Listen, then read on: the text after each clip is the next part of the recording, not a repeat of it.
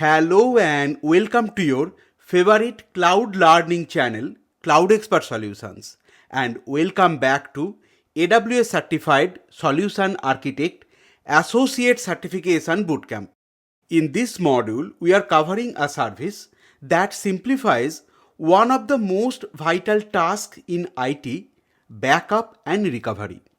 AWS Backup provides a centralized managed service to orchestrate backups across many different AWS services.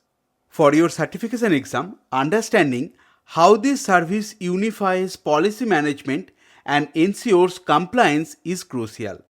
We will break down what problems it solves, its features, and specific use cases. Let's get started. Now let's review the roadmap for today's session.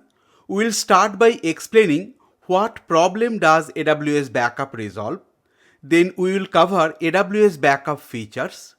Then we will review what AWS services can be backed up using AWS Backup, followed by AWS Backup Vault and Vault Lock. And before concluding the session, we will cover AWS Backup Use Cases. If you cover this session without skipping any content, you should be able to confidently answer any questions related to AWS Backup and its associate capabilities. On behalf of the Cloud Expert Solutions team, I would like to thank you for joining us and exploring this bootcamp. The main problem AWS Backup resolves is complexity as decentralization.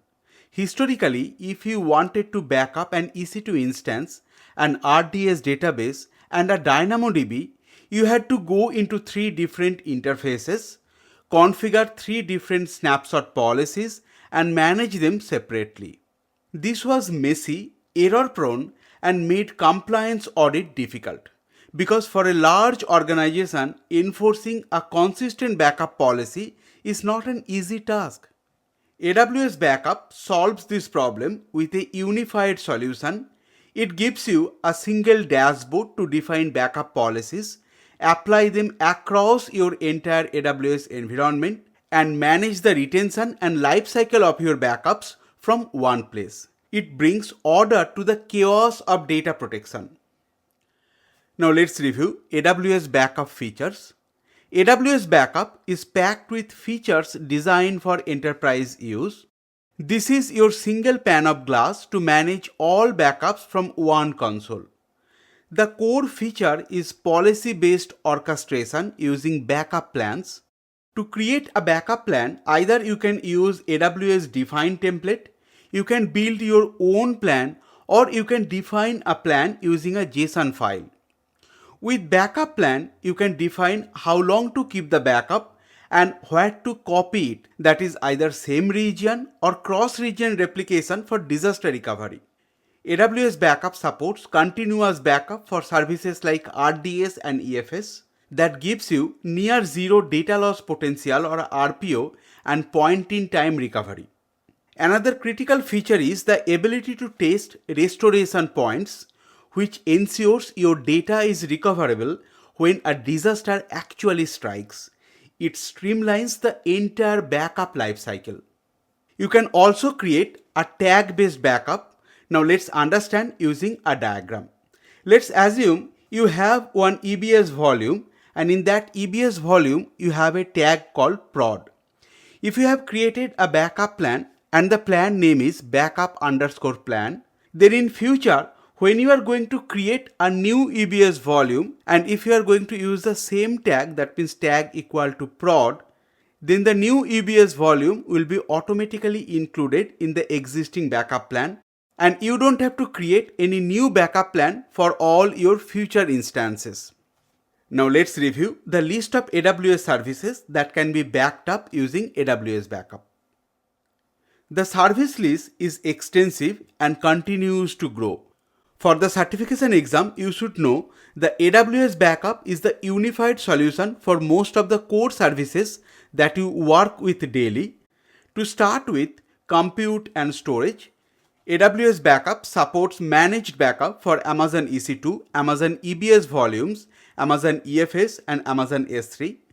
Moving to database, you can use for Amazon RDS, and that includes Amazon Aurora cluster, Amazon DynamoDB, Amazon Neptune, and Amazon DocumentDB. Moving to file systems, they are all the Amazon FSx file systems. That means Amazon FSx for Windows, FSx for Lastar, FSx for NetApp ONTAP, and FSx for OpenZFS. You can also use for hybrid cloud. That means if you have VMware workload in your on-premise, or even if you are running VMware workload on AWS, that can also be backed up using AWS Backup. And last but not least, AWS Cloud Formation. You can back up all the configuration management in your AWS Cloud Formation. Now let's review AWS Backup Vault and Vault Log. We will start with what is AWS Backup Vault. As the name suggests, AWS Backup Vault is a secure, encrypted storage location within your AWS account that organizes and stores backups from various AWS services. It acts as a centralized repository, allowing you to manage and access your backups through AWS Backup Service Console. A crucial security and compliance feature is the AWS Backup Vault Log. This feature enforces a warm or write one and read many model for your backups. Once applied, a backup vault prevents anyone, even the AWS account root user, from deleting or altering the backup recovery points unless their defined retention period expires. This feature is vital for meeting strict regulatory compliance requirements like those in the financial industries, and provides protection against insider threats or ransomware that tries to delete your backups. It is a simple but powerful tool for your data immutability. And you also have an option to create logically air-gapped vault. A logically air-gapped vault is a specialized secure backup storage location that is isolated from a primary production environment through softwares and security configurations rather than physical separation. Before we move to AWS Management Console, let's review the backup vault use cases. So when would you use AWS Backup? It is the ideal solution for compliance and auditing needs, as it provides a single pane of glass and consistent reporting.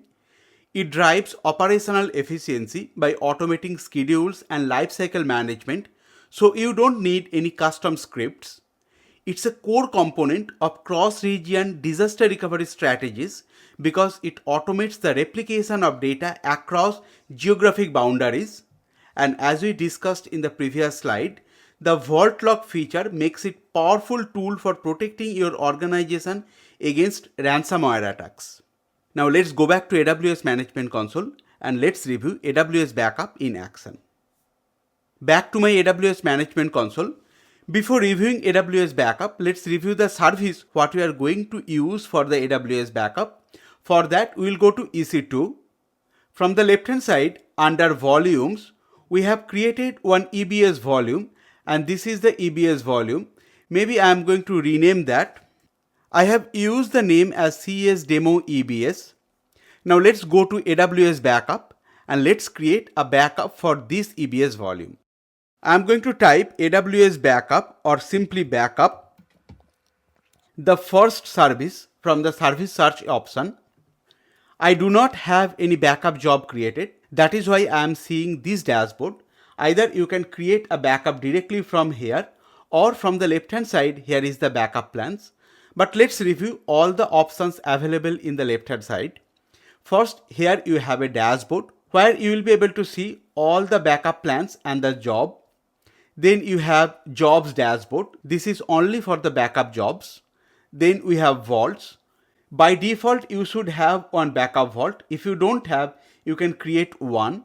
Then all the vault logs. I do not have any vault log, and for this demo we are not going to cover. Then the S3 backup tiering, how you are going to retain your backup and you can use the automated lifecycle management.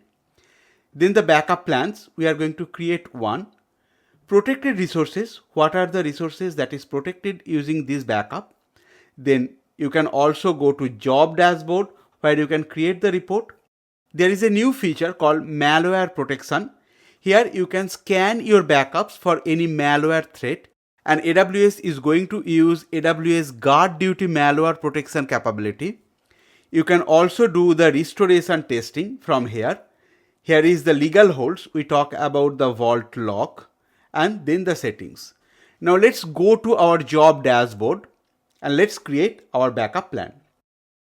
To create a backup plan, you have three options. Either you can use with a template. If you are choosing a template, then the steps are very simple. You just select a template and here are the options. Either you can go with daily, 35 days retention. That means the backups will be taken daily and all the backups will be retained for 35 days. Next, daily, monthly, 1 year retention. If you select this, you have an option to choose either daily backup, monthly backup, and you can retain for 1 year. Then daily, weekly, monthly, 5 years retention. As the name suggests, you can create a backup rule for daily backup. You can go for weekly backup, monthly backup, and everything will be retained for 5 years. You can also create your own backup plan where you have more flexibility to choose different parameters. And the last option, you can define using a JSON. We are not going to cover using JSON because that will be too complicated and not in scope of this certification. Let's create our own plan. You have to provide a backup plan name. I have used the name as CS_backup_demo. Now tags added to the backup plan. This is not the same as tag based backup. If you want to add any tag for this backup plan, you can add that. Now the backup schedule. First you have to provide a rule name. I am going to use the name as CS backup demo rule because this is a mandatory field. Now backup vault. We have a default vault. You can use that or you can create your new vault. So here is the option to create your new vault. Now logically air gap vault we have discussed during the theory. I do not have an use case. That is why I am not going to choose this. Backup frequency, either you can use hourly, every 12 hours, daily, weekly, monthly, or you can create using your custom corn expression. I am going to choose daily. This is the backup window. At what time the backup will be executed. I am going to use 0030. That means 12:30 EST. This is American New Year. If you are in a different time zone, you can choose your own time zone. Now the start within. That means here you are specifying a period of time in which the backup plan will start and complete within. These names are self-explanatory. You can choose whatever is applicable for you. If you want to create point in time recovery, then you should enable this continuous backup. If you are going to create only daily backup, then you won't be able to use for point in time recovery. Here you have lifecycle policy. If you are selecting point in time, the lifecycle policy will be disabled. I'll go with point in time recovery and then the retention period. How many days you want to retain that backup? The retention period minimum is 1 day and maximum is 35 days. Let's select 1 day here. Now backup indexes, this is optional. I don't need. If you want to copy that to a different region, you can select that. If you have a use case to copy to a different region, then you can use that. I don't have an use case. So I'm simply going to ignore this. I'm going to remove. Tags added to recovery point. Malware protection, we already discussed. If you want, you can enable this malware protection. I'm not going to. Under advanced backup settings, either you can use application consistent backup. If you have a Windows or SQL server, that time you should choose Windows VSS. And then for S3 backup settings, you can also backup your ACL and backup the object tag. Now the next step would be create plan. Now my plan is created. The next will be we need to assign the resources. Now resource assignment name, you need to provide a name. I will use the name as CS demo backup resource. Next is IAM role because you need to give permission for this backup vault to access that AWS service and execute that backup. I'll go with default role. I do not have any role created. Under resource selection, you have two options. Either you can include for all resources or you can include specific resources. Now let's review specific resources. The resource type, here you can use either EC2, EBS, whatever the resources you want, Or if you are selecting all resources, then all the AWS resources which is compatible with AWS Backup will be backed up under this policy. Let's go with specific resource and resource type. Maybe I'll use EBS because we have one EBS volume. Now here either you can go with the volume ID. This is the volume I have. Since I have only one volume, that is why it is coming as all volume. Now, if you want to exclude any specific resource IDs, then you can do that. I'm not going to. And the final option, you can refine the selection with add tag. Here the key is demo and condition is equal and my demo value is AWS Backup. As we discussed during the theory, if you are creating using the tag, then any new EBS volume with this particular tag will be automatically included as part of this backup plan. Now the next step is assign resource. I do not have any use case. This is my demo account. I'm not going to assign this resource. I'll cancel out. That wraps up this module. If you found this video helpful, please give it a thumbs up and subscribe for more AWS exam preparation courses and cloud certification bootcamps. Got questions or feedback? Drop them in the comment. We love to hear from you. Thanks for learning with us at Cloud Expert Solutions. You are now one step closer to crushing your exam. See you in the next module.